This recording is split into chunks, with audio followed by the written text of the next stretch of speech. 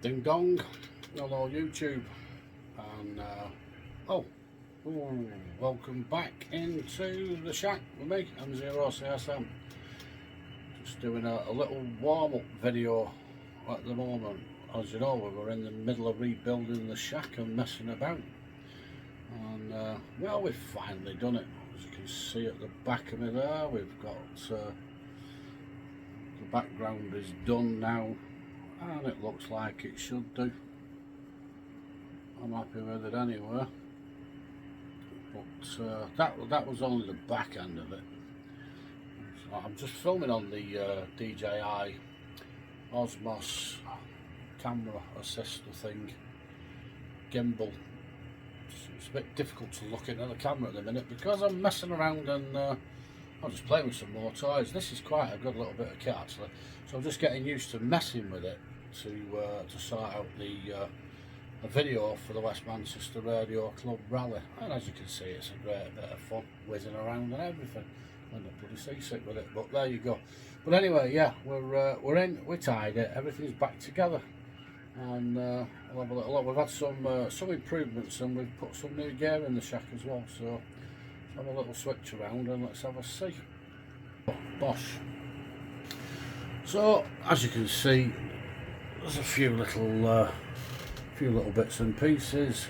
The main one is that we've actually gone into SDR, SUN SDR, sat on top of the SUN 736R with a little bit of an 100-watt amplifier on top of it, just for playing with. Just gives it a bit more power, that, but we sort of bring that in and out of service when we're in the mood. We normally use the 9700 icon, and we have been using a lot the FTM 500 Yaesu, which you can see there, built-in little radio, and it works really well. And then of course, as they've seen before, the DBX unit with the dB meters, etc. And of course the trusty 890, which is still in the shack. It's not going anywhere. Got no intentions of getting rid of it. But unfortunately now it's took second place to the SUN. I have to tell you, the SUN is just an outrageously good piece of kit. I don't know if you've ever bothered with SDR, but honestly, it's a game changer. It really is a game changer. I've got friends who've used SDR for years, but I've never really been into it, and I've kind of dragged my heels a little bit. Well, for a long time, to be fair, but we decided to make the jump just before Christmas, and we took the shack apart just to sort a few bits out and primarily get the things set up and changed over. We wanted to alter the audio side of things for the videos, which we did with that, which is the Tascam Mixcast 4. That's a mixing desk for the studio mics for recording the videos, etc. And we upgraded the microphone. We went up to the Rode Procaster instead of the Podcaster that we were using. Similar, but XLR instead of USB. So that was a good step up. And there, of course, is still the Yaesu FTDX10. 710, sorry, my apologies. And the icon, we can get it in there, the 9700's tucked away there at the bottom. And of course the posterity Colt 1200 DX, which is probably going to get buried with me. And of course the President Grant. And we've still got all the toys down there that we refuse to get rid of, which of course is the Midland Home Base, the Excalibur. There's an 830 tucked away there, a couple of ATUs, etc. CM733, and the old Ham International Multimode 2, which again is staying forever, not going nowhere. Screen there for the 710 with the 400 Yaesu still in the shack, and the Expert. We've actually put in the new lighting, the RGB lighting, which is nice. Allows us to video without loads of bright white light, which is really good.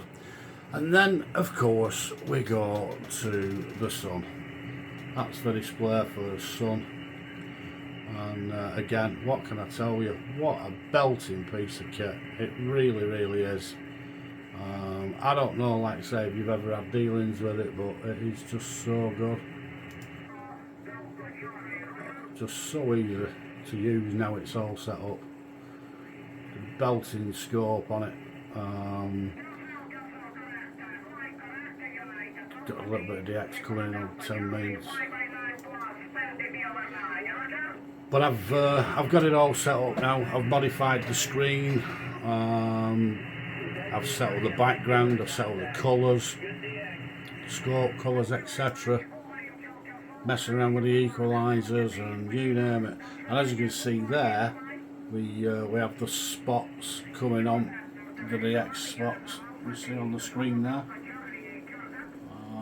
Actually comes up with all the DX spots off the DX clusters, etc., which is just pretty smart. It really is.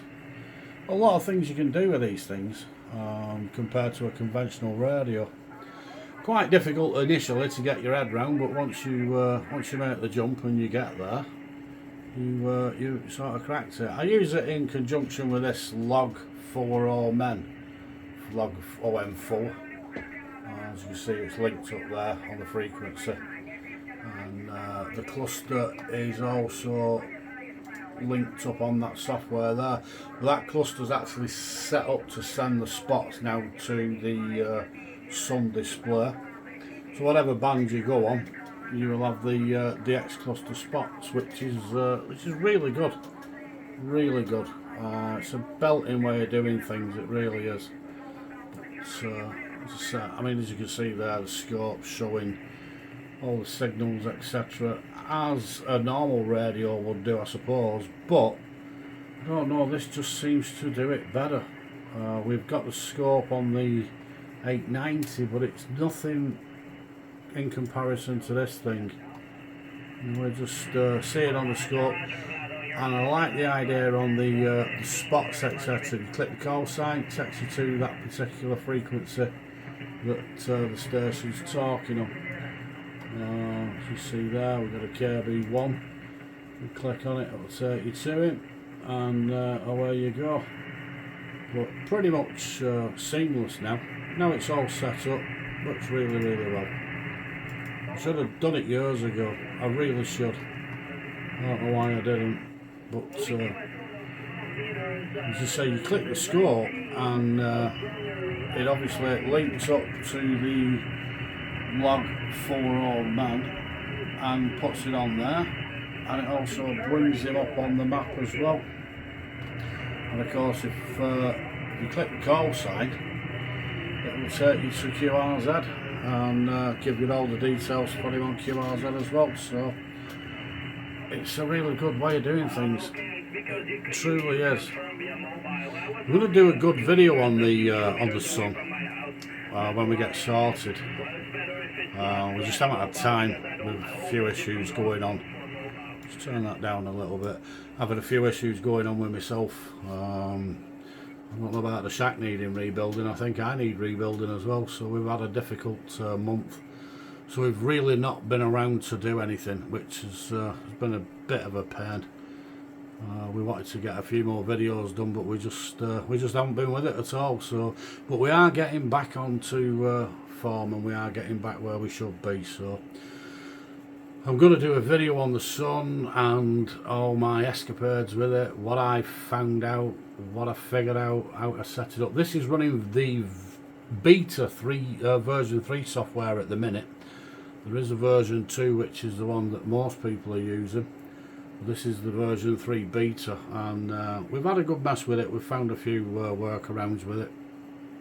They're supposed to be releasing it fully at the end of the month, but whether they do or not, I don't know. We'll see how that works out, but hopefully they will. And all the little bits that I've had to fiddle with, you won't have to fiddle with. So we'll see whether it runs. I'm just going to try and zoom in a little bit with that thing. But I'm going to do a video in depth on the Sun. Quite a few things that I want to cover, and you know, make it sort of available that I couldn't find. Kind of had to watch a few videos to find out what I wanted to do. So I'm going to make videos that just cover it and get you there, but that's going to be fun anyway, because this has been a real learning curve, but it's been a good learning curve. It's been a joy to get involved with. So what I can tell you is I'm not going back to the hardware radio, which is the 890. I'm not selling it, but I really cannot use it. Within about 3 weeks of getting the SUN up and running, the 890 was just stood on the sides. It just wasn't getting used at all. It just doesn't compare, unfortunately. It's a belting radio, it really is, and I've got a lot of love for the 890. It's a cracking piece of kit, but it just does not compare to the SUN. It doesn't match that thing at all on any level. Operation wise, ease of operation, now I understand what's what. Functionality, it's just there, and it's not a case of it's a computer neither. A lot of people, me included, used to think it's just a computer. I'm never using a computer to talk radio.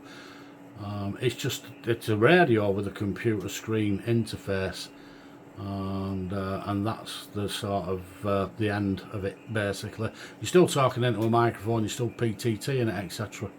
The SUN, as you can see, a couple of inputs for mics. It's mic 1, which is the input I'm using, which is the studio mic, the PR0, and you've also got a mic 2 input, as you can just about see there, which is the Yaesu RJ45 hand microphone, or the M100 mic, whichever you've got. I use the M100 desk mic as well. It's just the same as using the Kenwood or any other HF radio. The only difference is the Kenwood's just knobs and buttons, and the SUN is all on screen, everything there at the click of a mouse. It's a game changer, it really is. Honestly, I can't say enough. If you've never used SDR, you've never felt the urge to, or you don't think you could, scrap all that, get your hands on one and get on it, because at the end of the day, it's the way forward. It really is. I can't say enough good things about it at all. And these things, I think they're about, this is the 20 watt version, but they do a 100 watt version, the DX version, but I didn't need it because I've got an expert amp, so I can put full legal power out via the expert. This thing, I think they're about £1,400 new, travel about 850, 900 second hand for the 20 watt one. It's not a lot of money. You can't buy a TS890 for 850 quid, and believe me, it'll outperform the 890. It really does, and the 990 and everything else around it. So you know, people are going to say no it doesn't, but yes it does. Yes it does. It does so much better, as do the Flex and also the Anan, which is obviously on my list of requirements now. I'm looking for an Anan 7 or 8000, not the G2, because the G2 aren't that clever, but the 8000 or the 7000 is the next step up. I don't want a Flex because if you can see on the background here on the SUN, see the screen, obviously the scope's all been altered to suit what I want, so it's got personalisation options, but the background screen as well is something that you can change. You can put whatever you want on that background screen. You can't do that on the Flex. It's limited to what you can personalise it with, so that was a game changer for me. It was a deal breaker and all. I don't want something I can't personalise. On the Anan 8000, 7000 you can do the same. You can personalise the background and get it to look something like you want it, like this, and it just looks easier on the eye and more appealing, I think. Maybe it's not for everybody, but it is for me, so that's something to think about as well. But there you go, that's what we've been up to at the moment. As I said, we were doing a shack rebuild. We did do a shack rebuild, and here we are. Just a minute. So that was that. We had a little fiddle and a little bit of a rebuild and bought some new toys. So, and this gimbal's a bit higgledy-piggledy. I'm sorry about that, but it is what it is. Just grab the gimbal so I can do this one. We'll go on the main videos later on, because there's other things to consider with this lot as well, with the way the audio's done on the SUN and the mixing deck and the sound card. It's all over the show, so it took me a while to get my head around that as well. But there you go. So that's it for now. That's the trickery in the shack at the minute. That's what we've been doing, and it's all worked out rather well. I'm well pleased with it. Well pleased with the audio deck and the upgrades on the mics, but more than anything, the SUN SDR. That's the upgrade that I'm most pleased about. That's been a real delight to get involved with, and it's been a proper game changer. So there you go. Look out for the next instalments on that. It's coming pretty soon. I'm going to start recording later on tonight, and should be out there at the end of the week, I would have thought. But in the meantime, this is just a little snippet of it as I go mental with this gimbal thing. And of course, we've got the West Manchester Rally coming up, and I'm going to take this and hopefully figure out how to use it before then, and make a nice little video of the West Manchester Rally. And the boys, of course, G0KLD, G0DTX, M0NSI, 20HVD, G4YY, G4WLI, Peter as well. There'll be a few of us there. It'll be a good day out. Sam URG as well is coming over from Wales, so it'll be a nice little get together for the boys, that one, next week I think it is, the 23rd, 24th or something. So by that time I should have figured out how to work this, because you know what I'm like, I'm clueless. Right, I'm going to leave this one, bang it up, so you lot can see it. But that's what I've been up to for now, and watch out for the next ones. And remember, just like and subscribe, honestly. If you like it, subscribe on our channel, please. It makes all the difference. And get them numbers up. We shared a video about it as well. I appreciate every one of you doing it. So thanks a lot. And it's good to be back. It's good to be still here, still kicking, still breathing. And well, all's well in the world. Cheers for now, people. Catch you soon. CSN is out of here.